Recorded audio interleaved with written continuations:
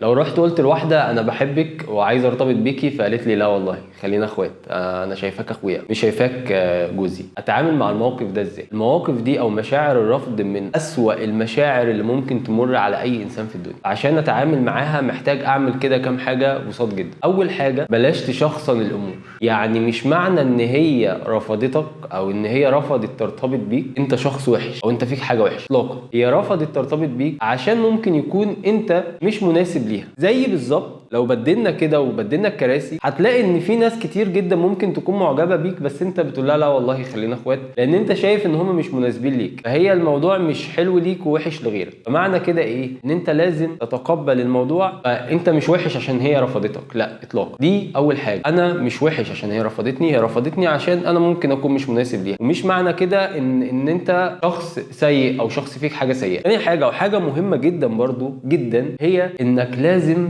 تتقبل فكره انت مش هتعجب كل الناس يا بابا، انت مش هتعجب كل الناس. ان واحده من الحاجات اللي احنا اتربينا عليها واسوأ حاجه يمكن اتربينا عليها فكره ايه؟ انت اي واحده في الدنيا تتمناك يا حبيبي، انت ناسي انت مين؟ انت ناسي انت ابن مين؟ انت ناسي انت معاك ايه؟ ودي اسوأ حاجه. اصل ابني يقعد على البساط ويختار ست البنات. كل الحاجات دي يعني بتبوظنا من جوه اساسا، بتخلي عندنا الايجو عالي جدا لدرجه ان احنا اصلا بتخلينا مش متقبلين فكره الرفض ذات نفسها. ان انا اي واحده في الدنيا تتمناني، فازاي اجي اقول لك بحبك وتقولي لي خلينا اخوات؟ لا، انت مش اي واحده في الدنيا تتمناك، انت عادي جدا في ناس ممكن تقبلك وفي ناس ممكن ما تقبلكش، زي ما انت بتقبل ناس ومش بتقبل ناس. ففكره انك تكون متقبل ان انت مش احسن حد في الدنيا، انت بني ادم عادي جدا، ممكن يترفض ممكن يتقبل. العادي اصلا انك تترفض، يعني فكره ان انت تتقبل دي الفكره الشاذه، عشان بس تبقى عارف مش كل الناس هتقبلك. حاجتين مهمين جدا، اول حاجه بلاش تشخصن الامور، تاني حاجه مهمه جدا لازم تتقبل ان حد يكون ليه كامل الحريه انه يتقبلك او يرفضك.